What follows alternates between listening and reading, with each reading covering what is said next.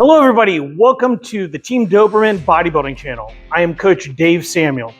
Today I want to discuss range of motion, time under tension, and rep cadence, and what role they play in developing a quality bodybuilding hypertrophy program.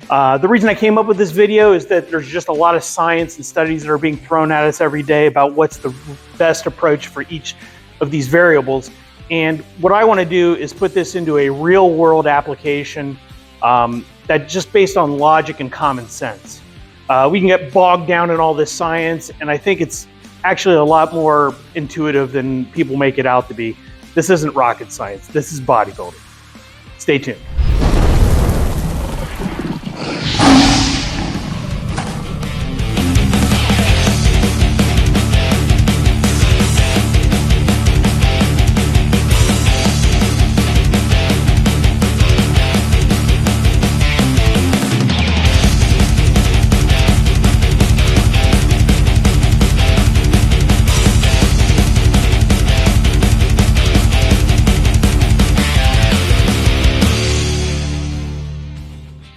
Okay, now I'm going to demonstrate 4 different exercises. I'm going to explain how to perform them, and at the end of the demonstrations, I'm going to tie everything in together so you can see why these variables matter for hypertrophy training. Okay, the first exercise is the barbell Smith machine bench press. Now keep in mind that we are using these exercises to build muscle. This is for hypertrophy training, not powerlifting. We do not need a full range of motion for the exercise. We need a full range of motion for the muscle we're training. And in this case, while we're training the pecs, if you press out too far, you're gonna bring the triceps into the movement. We don't want that. We wanna keep tension on the pec. So you'll notice a very short range of motion on this exercise.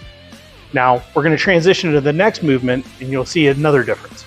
So the next exercise is the dumbbell bench press. And as you see in the exercise, the range of motion is a little bit more than the barbell bench press. And this is because the arms can freely move. But you still do need to cut off the exercise at a certain point because then the tension is coming off the pecs and it's going into the triceps and even the delts a little bit. So keep that in mind. You want to make sure that you get your chest up and that you're feeling the tension where it's supposed to go. Okay, on to the next movement. Okay, so on this converging chest press, similar to like a hammer strength chest press, you have a even further range of motion because as you press, the handles are coming together. And you can keep the tension on the chest even further than you could with the Smith machine bench press or the dumbbell bench press. But you still have a point where the triceps and shoulders could kick in. We want to keep that tension, again, on the target muscle. So pressing all the way out on that exercise is not only not necessary, it's probably not beneficial. So keep that in mind when you do that exercise. Now we'll move on to one with even a greater range of motion. Okay, so the fourth and final exercise is the cable chest press.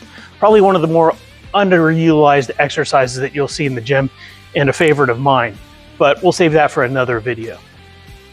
The point of this exercise is that it has a much greater range of motion than the other movements that I showed you. You can even cross your arms at the end of the movement to even accentuate the contraction even more. But why does all this matter? Well, let's tie it together. Okay, so why does all this matter?